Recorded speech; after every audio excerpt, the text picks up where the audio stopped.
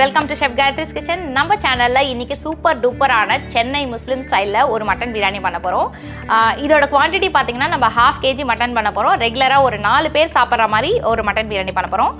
So ரெகுலராக mutton biryani பார்த்திங்கன்னா நிறைய மசாலா போட்டால் தான் முஸ்லீம் ஸ்டைல் வரும்னு கிடையவே கிடையாது. முஸ்லீம்ஸ் பார்த்திங்கன்னா அதிகபட்சம் மசாலாஸே போட மாட்டாங்க. வெறும் அந்த ஸ்பைசஸ் பட்டை லவங்க ஏலக்காய் போட்டு பிரியாணி பண்ணுவாங்க. அதுதான் அவங்களோட ஹைலைட்டே. ஸோ அந்த ஸ்டைலில் எப்படி பண்ணுறதுன்னு சொல்லிட்டு உங்களுக்கு காமிக்கிறேன். நம்ம சேனலுக்கு ஒரு குட்டி சப்ஸ்கிரைபர் ஃபேன் இருக்காங்க. அவங்க வந்து மதுரையிலேருந்து எனக்கு மெசேஜ் பண்ணியிருந்தாங்க. ஸோ அவங்க பேர் சொல்லி ஒரு ஹாய் சொல்ல சொன்னாங்க. So hi Ramya from Madurai, எப்படி இருக்கீங்க? தேங்க்ஸ். இதே மாதிரி நம்ம வீடியோவை பார்த்துட்டே இருங்க. வாங்க வீடியோக்குள்ளே போகலாம். 100 ml கடலெண்ணெய் ஆட் பண்ணிக்கோங்க. உங்கள்கிட்ட கடலெண்ணெய் இல்லைன்னா ரெகுலர் ஆயில் கூட நீங்கள் ஆட் பண்ணிக்கலாம். 4 பட்டை, 5 ஏலக்காய், 7 கிராம்பு, 200 கிராம் வெங்காயம். ஆனியன் நல்லா ரோஸ்ட் ஆகிடுச்சு. இதில் வந்து நம்ம இஞ்சி பூண்டு பேஸ்ட்டை வந்து ஆட் பண்ணிக்கலாம். இதில் பார்த்தீங்கன்னா நான் இஞ்சி வந்து 50 கிராமும் பூண்டு 25 கிராம் போட்டிருக்கேன். ஒரு 1 மினிட் நீங்கள் வதக்கி விட்டால் போதும். ஒரு ஃபுல் ஸ்பூன் மிளகாத்தூள் ஆட் பண்ணிக்கலாம். நான் வந்து காஷ்மீரி மிளகாத்தூள் ஆட் பண்ணியிருக்கேன். ஸோ நான் ஏன் இந்த ஆயிலே போடுறேன்னா அப்போ தான் கலர் ரொம்ப அதிகமாக கொடுக்கும். 1 ஸ்பூன் தனியாத்தூள். ஸோ இப்போ நம்ம ஒரு கை அளவு கொத்தமல்லி எடுத்துக்கலாம். ஒரு அரை கத்தை புதினா, 3 பச்சை மிளகாய் 2ஆ ஸ்லிட் பண்ணி வச்சுருக்கேன். இதில் ஆட் பண்ணிக்கலாம்.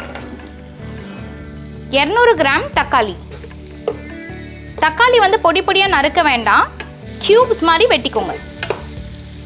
100 ml தயிர் எடுத்திருக்கேன். இதில் ஆட் பண்ணிக்கலாம். இப்போ நம்ம இஞ்சி பூண்டு பேஸ்ட் போட்டதுக்கப்புறம் நம்ம புதினா, கொத்தமல்லி, பச்சை மிளகாய், தக்காளி, தயிர் எல்லாமே ஆட் பண்ணிடுறோம். இமீடியட்டாக லைட்டாக ஒரு வதக்கிட்டு கையோடவே மட்டனையும் போட்டுருங்க. தக்காளி வதங்கணும்னு அவசியம் கிடையாது.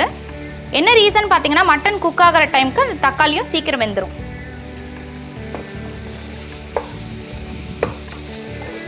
ஸோ மட்டன் வந்து கம்ப்ளீட்டாக நான் வந்து ஸ்டவ் மேலே தான் குக் பண்ண போகிறேன்.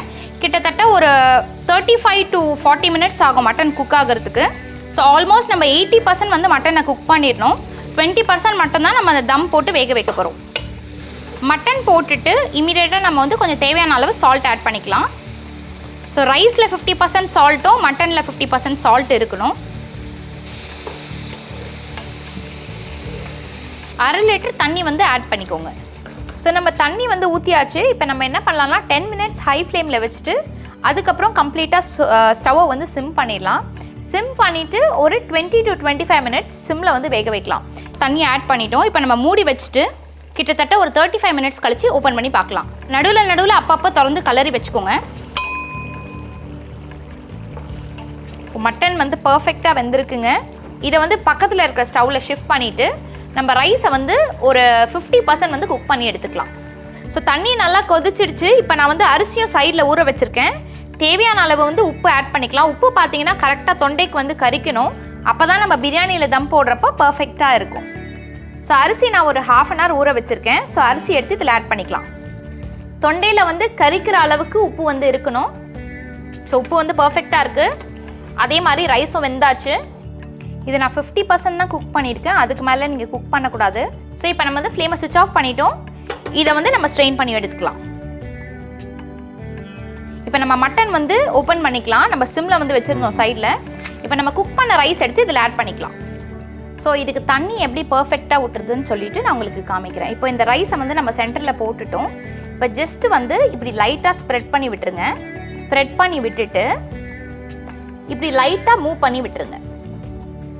மிக்ஸ் பண்ணாதீங்க, ஜஸ்ட் இப்படி மூவ் மட்டும் பண்ணுங்கள். ஸோ நம்ம மூவ் பண்ணுறப்போ இந்த தண்ணியில் வந்து நம்ம சாப்பாடு எல்லாமே வந்து உள்ளே வந்து இறங்கும். ஸோ இப்போ ரைஸ் எப்படி செக் பண்ணோன்னா தண்ணி கரெக்டாக இருக்கா இல்லையான்னு, அந்த தண்ணி வந்து கரெக்டாக அந்த ரைஸ் அளவுக்கு கரெக்டாக இருக்கணும். ஸோ இப்போ இந்த ரைஸ் முழுகிற அளவுக்கு நம்ம தண்ணி விடலாம், அதுக்கு மேலே விடக்கூடாது.